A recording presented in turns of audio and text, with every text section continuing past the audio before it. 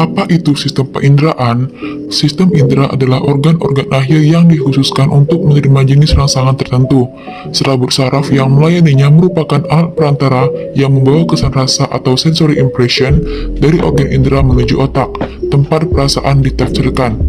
Macam-macam sistem penginderaan ada 5, yaitu indera penglihatan, pendengaran, penciuman, pengecapan, dan peraba. Struktur anatomi. Mata disusun dari bercak sensitif cahaya primitif. Bola mata terbenam dalam korpus adiposum orbita, namun terpisah dari selubung fasia bola mata. Bola mata terdiri atas 3 lapisan. Yang pertama, tunica fibrosa, yang kedua lamina vasculosa, yang ketiga tunica sensoria. Isi bola mata adalah media refraksi yang terdiri dari aqueous humor, corpus vitreus, dan lensa atau kapsul elastis, epitel kuboid, dan serat-serat lensa.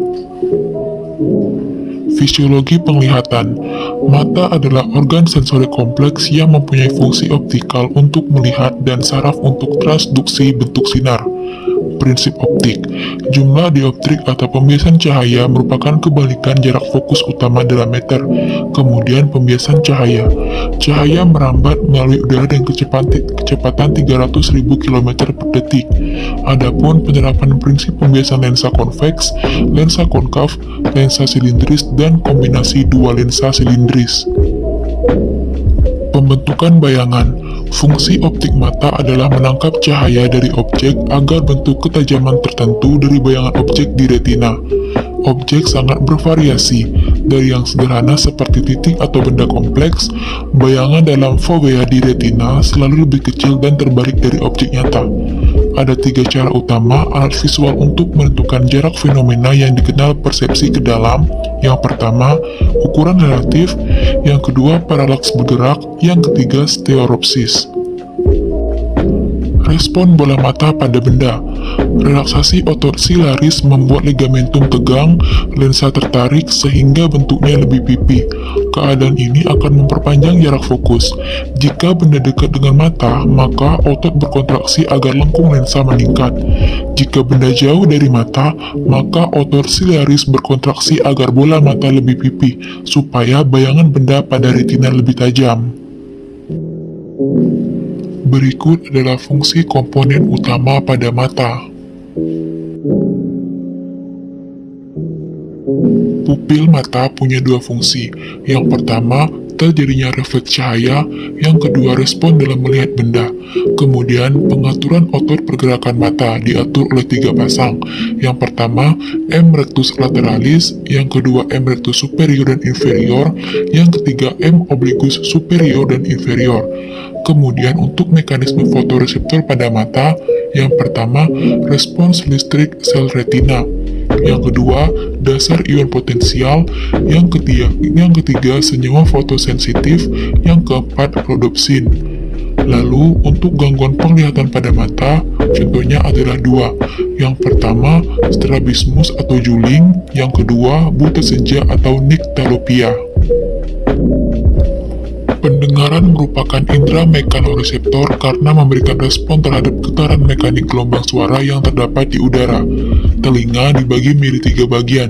Yang pertama, telinga luar atau auricula dan meatus acoustus eksternal. Yang kedua, telinga tengah atau cavum timpani atau membran timpani, ossicula auditus, tuba auditiva, antrum mastoideum, dan cellulae mastoidea.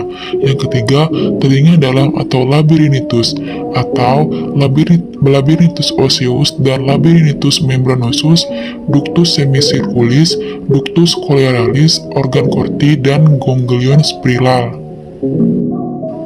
Berikut adalah fungsi komponen utama pada telinga.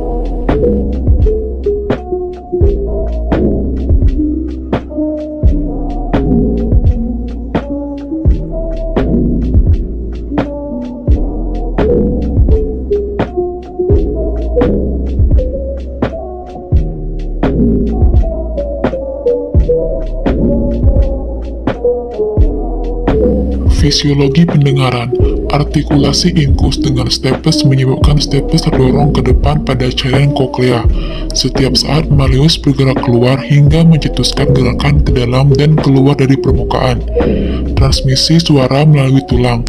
Getaran seluruh tulang tengkorak dapat menyebabkan cairan pada koklea itu sendiri.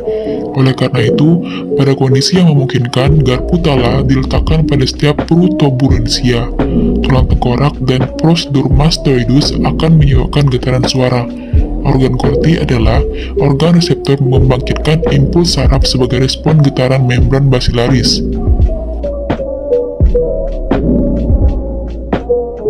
Struktur indera penciuman.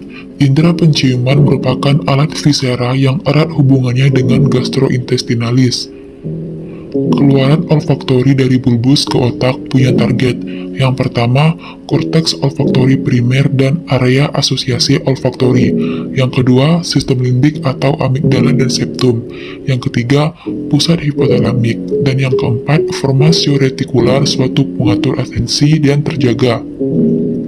Kemudian untuk fisiologi penciuman, manusia dapat membedakan antara 2000 sampai 4000 bau yang berbeda, tetapi bau berbeda menghasilkan pola ruang berbeda dari peningkatan aktivitas metabolik di dalam bulbus olfaktori.